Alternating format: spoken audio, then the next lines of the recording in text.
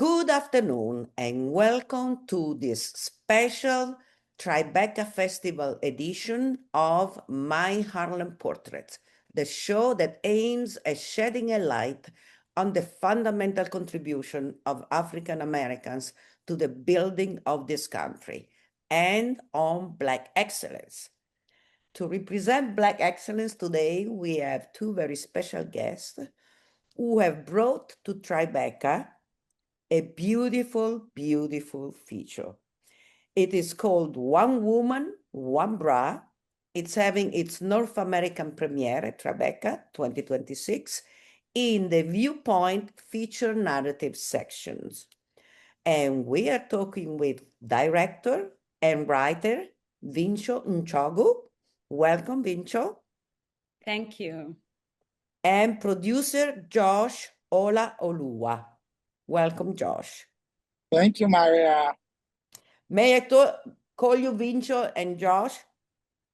Yes, please. All right. So, Vincho, I'm very impressed because this is your directorial debut. It was produced with the support of and presented to the Venice Biennale College Cinema 2024-25. I'm Italian, so for me it's fantastic to talk to you about this movie. Now you are at Tribeca and you're going to be present at the Martha's Vineyard Black Film Festival in August. This is amazing. How do you feel about all this? I feel great. And to be honest, I would recommend not just filmmakers, like any artist, to look into the Venice Biennale. Like, they have such great support for art, but more importantly, they have such great support for the process. So they're not about the end product. We were not pressured to present a good film. We were asked to go through the motions and the process of following our creativity. And so I can't sing enough praises for the Venice Biennale as a filmmaker, but also I did meet with architects, I did meet with scientists who are there researching different things, but like interacting with artists. I did meet with actual sculptors and painters, and I never had a single bad word about the Biennale. So Wow. everyone should go there. Coming to Tribeca is sort of a homecoming to me. I moved to New York to study film, and my first home was Harlem, actually. And before I even came to New York, obviously Jay-Z had sang the song in New York, Where Dreams Are Made Up. So I was already dreaming of New York. But even before Jay-Z, I had read about the Cotton Club in Harlem. So when I got to New York, I was like, I need to go to the Cotton Club. And it was walking distance from my college. So Harlem has been like a second home to me. I went to the Legionnaires Post, shout out 398 Legionnaires Post, where African Americans who served, who are veterans, gather, and at the Legionnaires, the elders would tell me stories of Black America. So I'm very glad to connect with the people of Harlem, and also to bring back the film to Manhattan. That is so beautiful. I didn't know this. This is fantastic. Harlemite. You are a Harlemite, really. And you went to Colombia, so you must have gone to Colombia, right? Yeah, because I'm on 116, so it's right where. Oh my God! Yes. I was living on 113. My God! And now you don't live here anymore. You're back. Where are you, in Kenya? Now I live between Brooklyn, Lagos, and Nairobi. So 3 cities. Kenya, Nigeria, and America. Yes. Wow, fantastic. Josh, when and how did you come on board this project? How did you two meet? Me and Vincho been working for about 5 years now. So it's been a long collaboration. We met in Nigeria.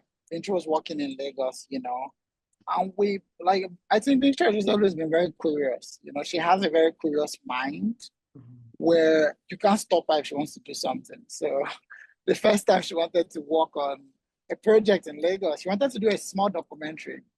She told me about it and I was like, I'm not sure. And she was like, okay, you know what? just teach my driver how to do it. And we can forget about you. So I was like, there's no way you're going to forget about me. I have to do it. So just seeing that she was determined to make it by any means necessary really drew me to her. And that's how we started. You know, we didn't start out trying to make films. We just wanted to tell stories, document knowledge systems. So we shot in Nigeria, we shot in Kenya. And through this process, we started like understanding each other more as collaborators. And the idea for films started coming to us.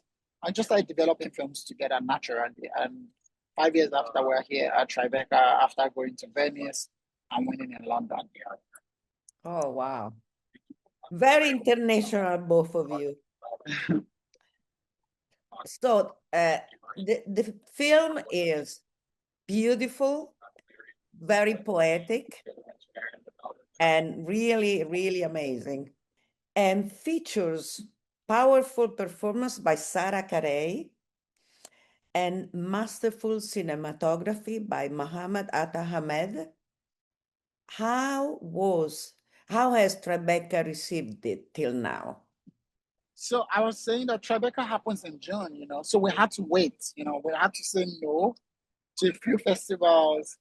And you know what you call delayed gratification. And last week we played at Tribeca on Friday for the first time.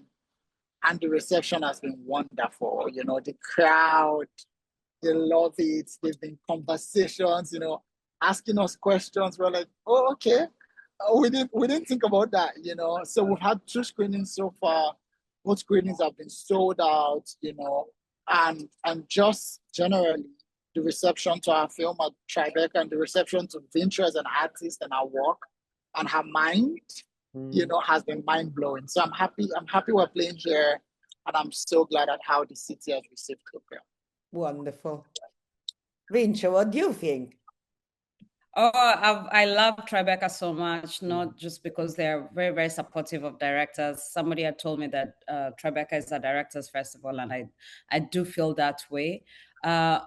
During our screening, it was so good because I knew some people in at least the first screening, but there are people that I did not know. Like I had a mother-daughter come to me. They were Mexican, and they said that they now understand each other because of like just watching the film, and the daughter not knowing so much of the mother's, or knowing the mother's past life, but not knowing how to decipher that.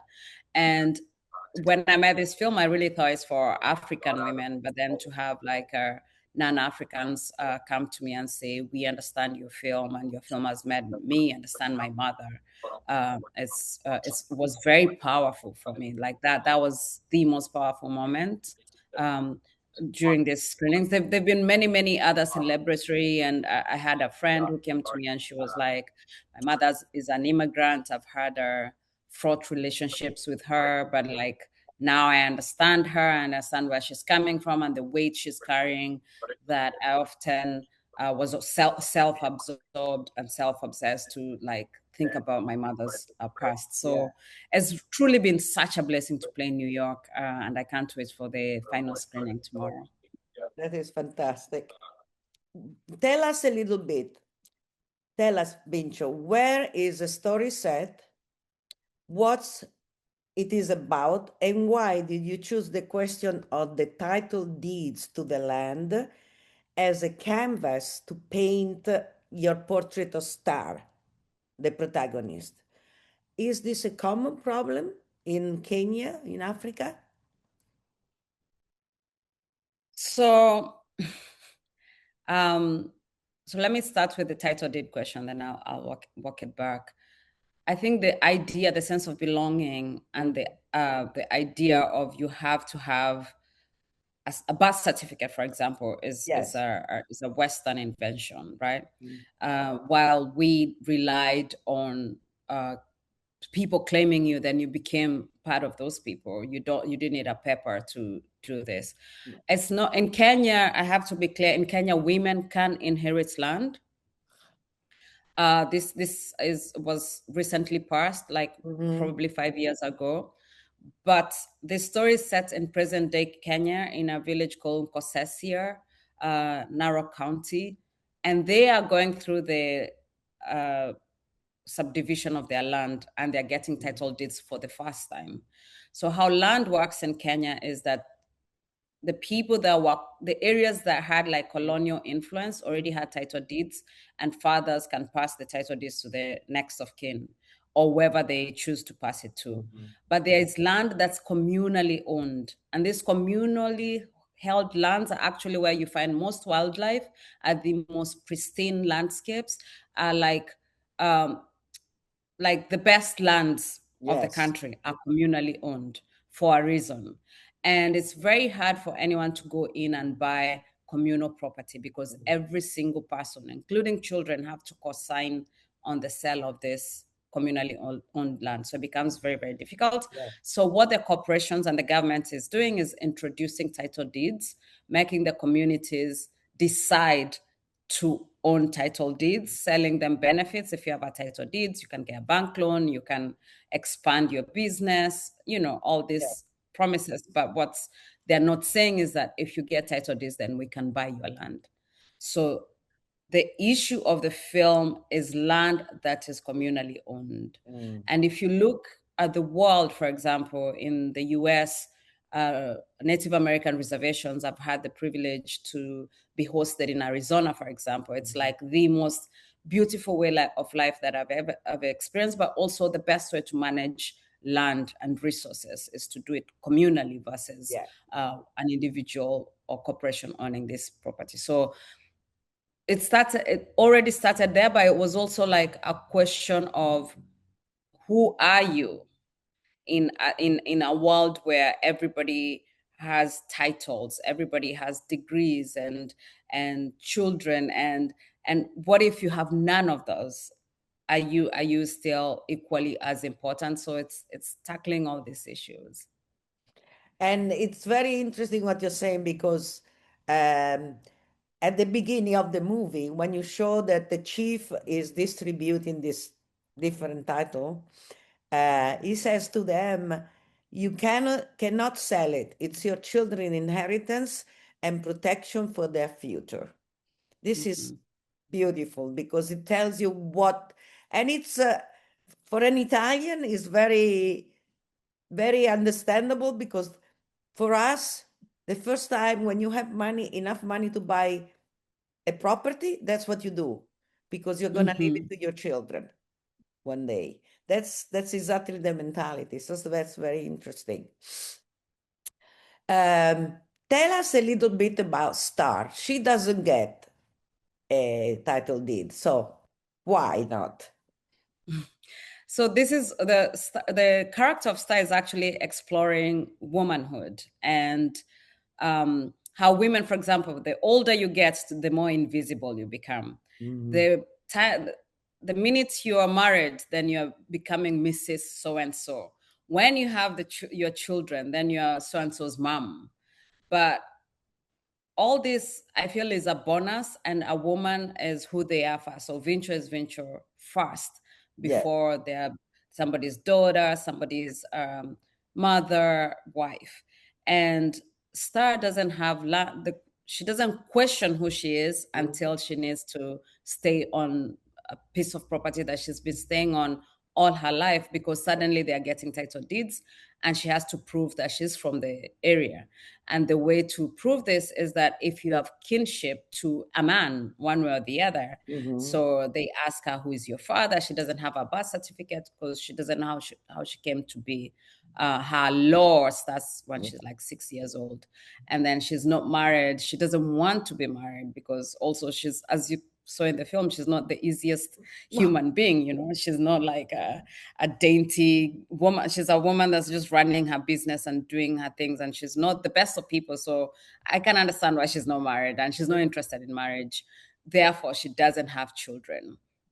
And all these things that have nothing to do with who she is or her aspirations in life are causing her the only place she's known as home. So this is the question of the character. This is what the character is trying to figure out. She's very independent in a country in which the place of a woman is still behind a man. Yeah. And not only that, it's she is striving for independence in a place that's very, very communal, where let's work together, let's do together, which is a beautiful thing. But at the same time, it's how we have fingerprints. There's a reason why your fingerprint match no one's. No one in your family has your fingerprints. So it's like, how do you let your fingerprints shine while still being part of the community? So it's a lesson that she doesn't learn how to be part of the community, and she's very adamant in being an individual. That ends up like almost costing her the land. Yeah. And it's beautiful, the landscape that you show. I had no idea Kenya was so green. No idea. It made me want to go there and see, because it's really beautiful. Yeah.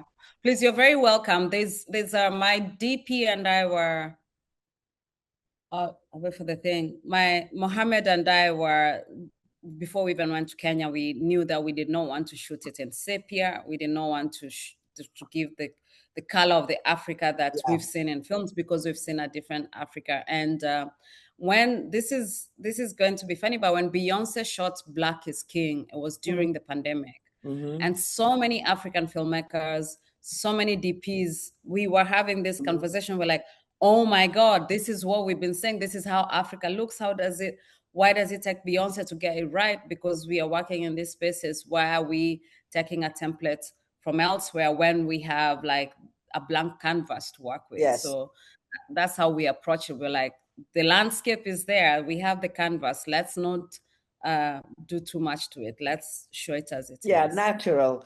And also the fact that you use very little music and only background is beautiful too, because you hear the birds, you hear the sound, the cow, the din din din. Beautiful. Loved it. Yeah. And that's to speak to how the community, the Nkosesia community lives too. It's like there's not loud music is only in the market. Exactly. But when you're in someone's home and you're sleeping in someone's home, you will know the time of day by the sounds that you hear outside. Yeah. So you will also know, like, because they start with in the morning, the big cows go out first, and then the goats, and then the tiny animals come out. And at night is the reverse. The tiny animals go to sleep first before the cows. So yeah, like really the sound, it's the way the people like live is also how I live my life. Even though I live in Brooklyn, I know like the early bird song is at 5:30 in the summer, and then it gets later and later as like when winter comes, then it's like 7 a.m. That's when you start hearing the bird calls. And at night in Brooklyn, the last bird sings like at around 9 p.m. And it's just like, if you are like in tune with these things, you realize that we are just one part of the whole, what makes the universe. So I really wanted that to come through in the film, that it's not just humans, it's like we are all part of like a bigger ecosystem. Wonderful. Josh, what fascinated you about this story? You recognize some of the character? But yeah, I think what really fascinated me, because myself and Vincho, we were not going to shoot the film there originally. Because it was so far from Nairobi, it's like going in and in for like 4 or 5 hours. So we were like, let's just get there, let's just say hello to them, and then we're not shooting the film here. Logistically, it is impossible. So we get there, and it is one of the most beautiful places we've seen in our lives. And then the question became, how can we make it work with all these challenges, So our attention shifted to, this feels like the location we read in the script, because Vincho wrote the script months before. And in terms of like how, because I think it's so funny, this film was played in Germany, it was played in Italy, it was played in Spain. And the feedbacks we get, you realize that we're more connected as humans than divided, So I saw elements in the film that reminded me of like, my sisters, my mom, and just how women are really misunderstood. And even in the Maasai town, like it's so funny, myself and Vincho were saying it. On the surface, it looks like a patriarch, a like man run society. Mm-hmm. But when you start going to the homes, you realize that the women call the shots. Yeah. You know, so it was ironic. It was a lot of learning process for myself, Vincho, like, because even the scripts that we wrote is different from what we shot. Because Vincho kept rewriting it, you know. She wrote it first in Venice, you know, she wrote it again in New York. She went to Kenya, we wrote it with the DP, and then we got to the village. She rewrote it with the villagers.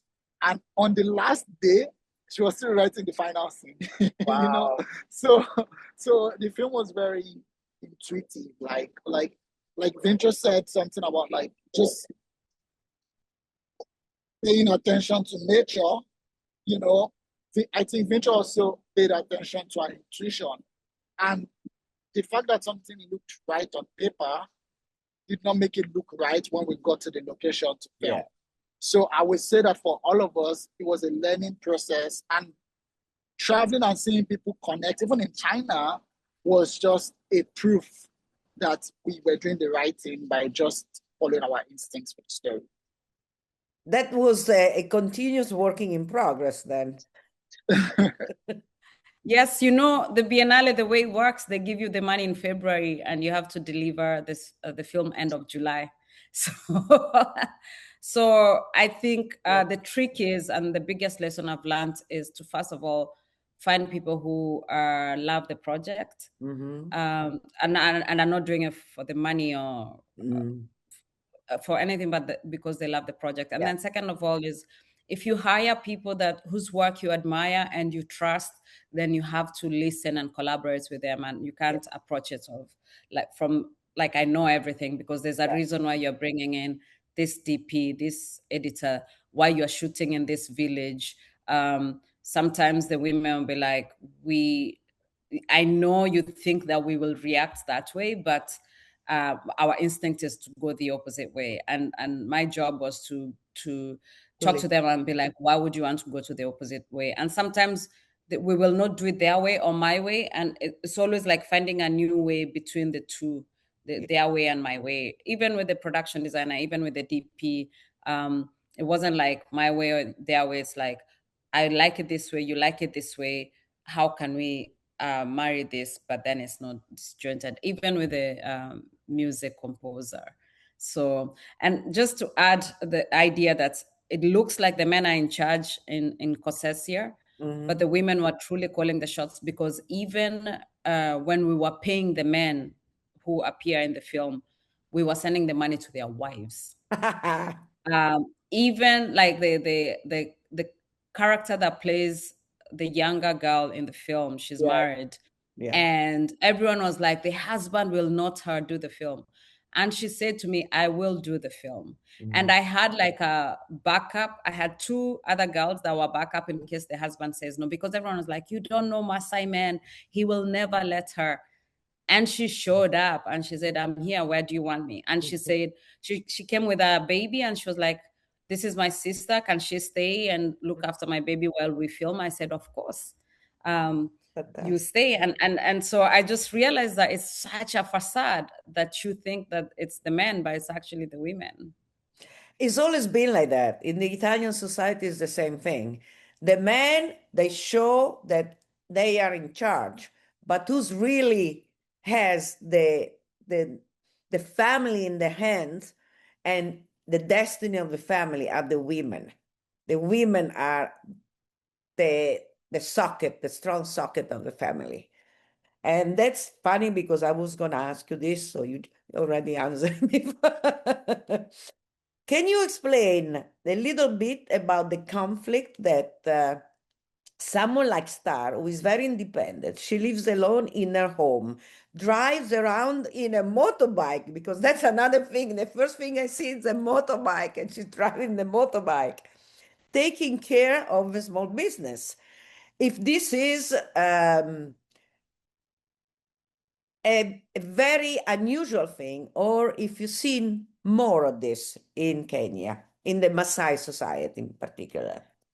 So I will speak specifically to the Maasai community where we film. First of all, Kenyan women are so hardworking. I'm the laziest Kenyan woman I know.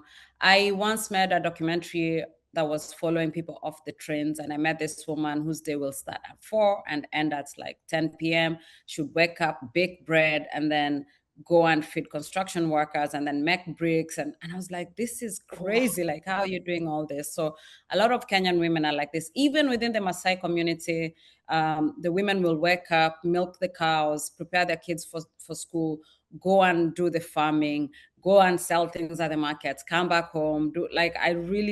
Their time management is on another level. But when it comes to riding a bike in this community, no woman rides a bike. And I had in my script that she's riding a bike, but when we got there and realized no woman rides a bike, I said to Sarah, who plays Star, like, I know you can't ride a bike. That's okay. We will either bring a stance double or just rewrite how you go to the market. You can carry the goods on your back. And all the women, including Sarah, they said, no, this is supposed to be aspirational. A movie is supposed to be about things you also cannot do. Yes. Otherwise, make a documentary. Like, what is this? So then I said, but okay, so we hire a stance double. And she said, no, I will learn how to ride. And we went back to the village like every 5 days. And the 5th day we went back, we found her on a bike riding. And it's just like, I cannot ride a regular bike, leave alone a motorbike. Like I've tried. I even joined like Bike New York to be taught as an adult to ride a regular bike. I still can't. And there she was on a motorbike. And that motorbike had no brakes. Oh my God. I was just like, this is insane. But like, that's the spirit of the people of Nkosesia, truly. Fantastic. How telling about the men's mentality when the chief of a village says to Star, if you had married the old, I don't know, remember the name, you would not have had this problem now. Find a husband or find the money to buy your land. That's actually, that line specifically, I had written it as the chief offering somebody else, like, go marry so-and-so. But Amos, who plays the chief, was also a production manager, was like, no, at her age, she should be married. I'm sure she had many, many marriage offers, including from like older, wealthier men. Yes. So maybe we should remind her that, and we should put her in her place. She either goes marries that old man or finds a new man or finds money. Otherwise, she should stop like disturbing us. And it's truly like, I think also in the film you see it. It's not just the patriarchy is not just the men, it's the women co-signing to it. Yes. And it's like, this is the one person that does not co-sign. Like, if women were not participating in the patriarchy, it will totally collapse. And I don't think like men have the energy to even fight for the patriarchy to remain, as long as they can convince a few of us or many of us to co-sign, then their world remains intact. So yeah. So I want to go to the bra. How does the bra come into the whole picture? Tell us. So quickly, my background as a filmmaker, I started making propaganda videos. I'm sure if you live in the West, you've seen them. Buy one, I don't know, coffee, it's going to feed kids in Africa. Buy one pair of shoes, there we will donate another pair of shoes to Africa. And just coming from a very normal village in Kenya, I also grew up in a village, and landing in New York, and people were handing me flyers like, go and sign for this thing to support kids in Africa. And I was like, I am a kid from Africa. Nobody supports. What do you mean? Like, what do you mean? Like, explain to me this thing. And the people that were doing the handing over, they were obviously volunteers and they really didn't know how the system worked. And having met those videos and watching them on American TV, and I'm like, this is where those videos end. Yes. And so and that's actually the genesis also of the film, is like this world of like, give aid to Africa has contributed to a very bad image of Africa, a very distorted image, I have to say. Yes, there are communities that need help. That's not what I'm saying, but that's not the whole picture of Africa. That's not, and when NGOs subsidize what's supposed to be done by the government, our governments become weaker and weaker and weaker. Yes. And it's just like, then where does it end? And that's what the whole film is about. And the One Woman One Bra was a play on buy one coffee, another one goes to Africa, Yeah. or like. What you say about the movies that you see in New York about Africa is very interesting. So let's go a little bit deeper into that, because in the movie, you have this scene where Star is talking to the president of this NGO, and tell us what happens. Tell us what happens. That scene it's actually the scene that makes people laugh. And I'm like, why are you laughing? But I guess it's because I've lived that scene so much so. And maybe sometimes I have become that NGO person, in that we are quick to proffer solutions to people who already know what the solution is. We're not willing to hear from them what they think can solve whatever problem they have in their lives. And that scene, for example, my mother has a school, and a friend of mine who I love, was very precious to me, comes to see my mother, and she says, I'm gonna give your mom's school new toilets. And I say to her, they cannot be sitting toilets, because if they're not properly cleaned, then for the girls it's not nice. They should just be squatting. People in Africa squat. Yes. But this woman is from the West, and the squatting idea, she's not buying into it. And I'm like, no, they can be porcelain, they can still squat. And she's like, I'm gonna give toilets, but it's gonna be sitting toilets.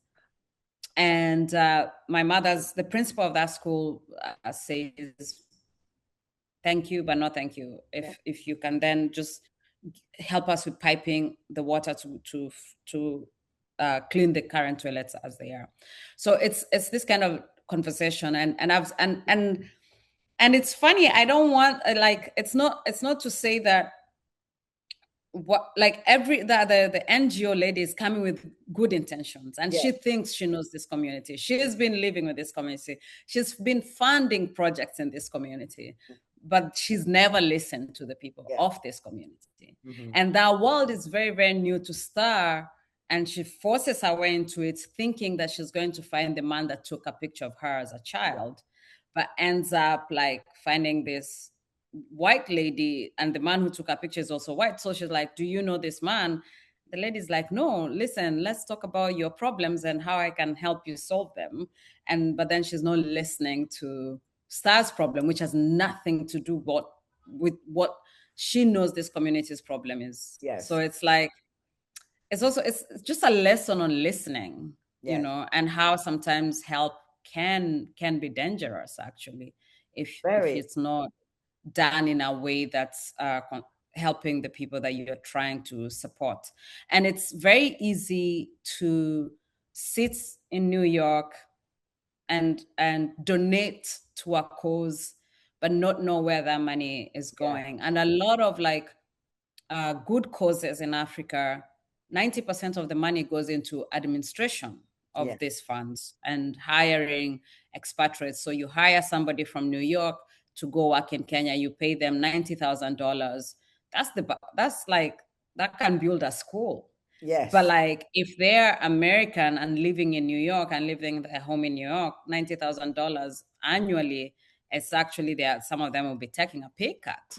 And it's just how do you reconcile these two concepts? And it's just I want people to talk about support and how we support people, but then let's not dictate how to. Let's have a conversation before we do the giving. This is very interesting. What would you suggest? Because this is the moment where you can suggest, right? For example, because I also donate to different, and I ask myself the same question: how much of the money I donate is going really to the people who need it?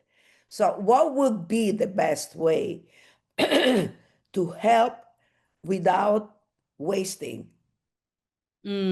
directly? I think So I'm not sure I have the solutions, but first and foremost, I'm not saying don't help. I'm just saying like be conscious of where you're taking your money. Second of all, the bigger organizations, say the Wild Wildlife Fund, for example, or World Vision, they have bigger campaign money. They have bigger propaganda money. So you will see their videos, you will click donate to them. The grassroots movements, they don't have the money to come and fundraise over here.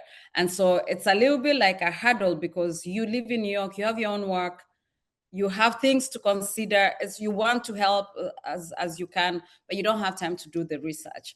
So I feel like we need, or maybe this idea is being sparked now, we just need somewhere that all these communities with their what they are fighting for and their grassroots organizations are listed, and a direct way to support them. Once we finished making when we were making the film, the road broke twice. And the guy who plays Chief is actually right now walking in crutches. Oh my God. And he came to me and he said, our road is completely broken now. So you can't even bring the film back until it's fixed. And we are tired of our leaders, and I want to fix the road. And he started this campaign of fundraising to build the road. And now we've helped them, and they've also fundraised locally, and they've also contributed a cow, a goat, and now they are like, the road is midway through construction. That's a cause I'll be like, don't give me the money, give straight to the construction of that road. I don't need to, you don't need to pay fees to send to me, and then me paid fees to send to them. That's already money lost. And you don't need a middleman. So you should just go straight to the fundraiser of this road. So things like those, like, be cognitive of who you're giving money to. And I think that the bigger the institution, the more money is going to be lost in administration and paying expatriates to work in Africa, as opposed to getting the money to the people. Let's go now to the one woman, one bra. Okay, first of all, Star sees in a local store her image on the cover of a book about the Maasai. And from there, she wants to find who is her father, who is her mother, and she looks for the photographer who took that, and she gets into the photographer's house. And when she talks to the to the white woman, they have this idea about a bra and for a woman. Tell us about this video, because the video is fantastic. The video is fantastic because she says, no, it's so beautiful, because she says, you can tell us about that while I find that. Yeah. So like I said, my early career, I paid my rent making that kind of video that you see in the film, which is stating this is the problem and this is how you can help. And sometimes mostly was with actually foreign NGOs. They paid good money, I'll say that. And this again is what the grassroots people don't have. They cannot afford me to make their campaign videos. And the idea of her just buying into, like, I could make this campaign, makes no sense, but I'm gonna go into it, is the lure of money and how money can compromise your morals. Like, she's in a desperate position. She needs to keep her land. And she thought that this party is where she'll find the white photographer who took her image, because at the back of the book, they said proceeds go to this organization.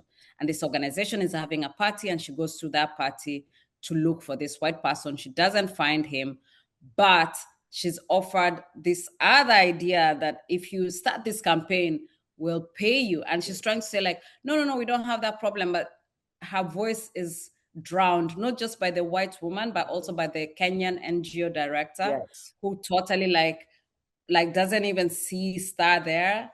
He's looking just to his boss, his white boss, and it's like he's also consigning in this disempowerment of the people. And so Star is like, okay, if they want to play this game, and this game will give me money to keep my land, I'm gonna play the game. Like, it's so everybody, again, is this like, we all co-sign to these things, and she co-signs to exploiting her community and exploiting this young girl by making that NGO campaign video titled "One Woman, One Bra," for women who don't care about bras. Exactly. Wearing bras have never been an issue. But also to contextualize it, it comes from, in 1995, there was a huge women's conference in Beijing, and women from around the world went.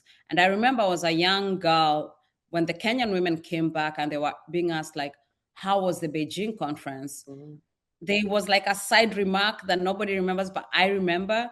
And this woman was like, we got there and these white women were like, we have to fight for our rights not to wear bras. And the Kenyan one was like, their right not to wear bra. In Kenya, nobody forces you. They should go to Turkana, which is up north, which is very hot, and women are like, they walk bare, like naked, like they're chested because it's too hot. Like the climate cannot. They were like, they should just go and live in Turkana. What do they mean? Why is this the biggest issue that Western women have? And I was such a child, and I was like, oh my God, what's going on in the world? Here we are fighting for water, and here is another group, and they were in the same room. And so it was always in my consciousness, this idea of bras and what bras represent. And I hate bras personally, so I can see why they were like, let's not force women to wear bras. But like, that whole thing. So I was like, what's the most absurd thing? And remembering that Beijing conference and the Kenyan women who came back and the experience of it just brought together the One Woman, One Bra video and title. And I have to say, I wanted to change the title to One Woman, and Josh fought me on it. Go ahead. Josh said it has to be One Woman, One Bra. We are not taking the one bra out. That's fantastic. And she says, I love it. I carry the weight of water. I carry the weight of milk. I carry the weight of being a girl. I carry the weight of my breast. Lift this weight from my shoulders. Give me a bra. It's fantastic. It could be a real thing if it was something needed. And everything she says is like, it's truth, but then it's like, how is a bra solving? Exactly. It's like you can be so profound, and then brilliant. And the other brilliant thing scene about the bras is when they get the bras instead of getting the money, and you see these bras flying all over the place. And how this was also quite meta is our production designer is a man, and he bought the wrong sizes, because I was like, oh, just buy bras that we can live in the village. When we leave, we don't need to go back with the bras. But he bought like huge bras that the women were like making fun of. They're like, who wears this? Because, all nomadic women are quite skinny compared to like me, for example. They were like, this is so big. And I was like, Noor, I realized like, I should have sent a woman with him to buy the bras. We should have. All right. So what is the message that you want to leave the public with, both Vincho and Josh? Let's start with Josh, who hasn't said anything. Yeah, go, Josh. You're on mute. No, I've enjoyed listening to Vincho. I always enjoy listening to her. So trust me, I'm discovering things every time she speaks.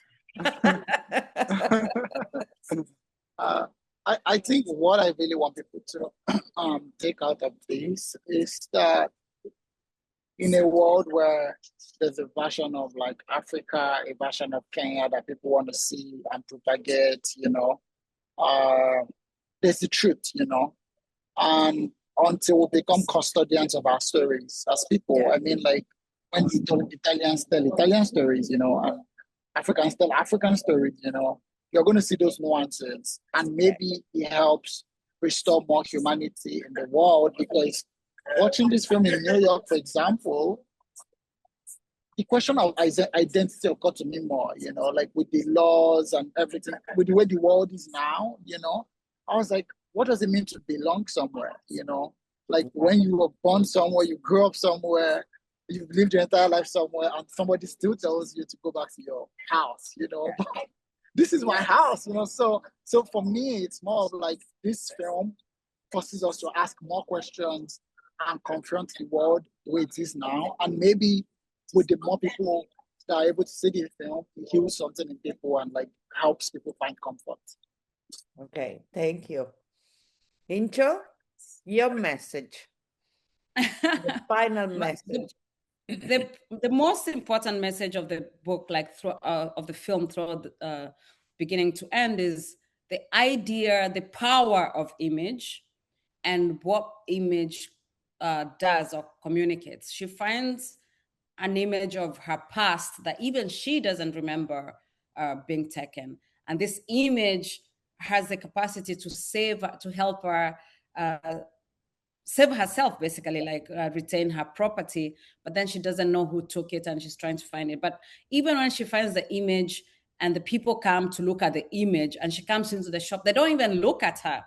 They're very focused on the image. And Yes. and it's so meta in present day world. Like people, yesterday the Knicks won and people are filming and I'm just like, enjoy the moment. Yeah. It's okay. Like the newspapers will, this is a big moment, like New York is celebrating. Why am I filming? I should just, and it's the people that are in the moment, even in the videos that I'm seeing on Instagram, that I think will remember this the most. The Yes. other people will just be like, I filmed this. And it's like, yes, images are powerful. Let's be cognizant of how we're using these images, not just of the people in other cultures that we are visiting or like co-opting, but it's also about ourselves, but also not to judge ourselves based on the images that people are presenting to the world of ourselves. You Yes. need to know yourself beyond the image that Yes. has been presented to you or that has been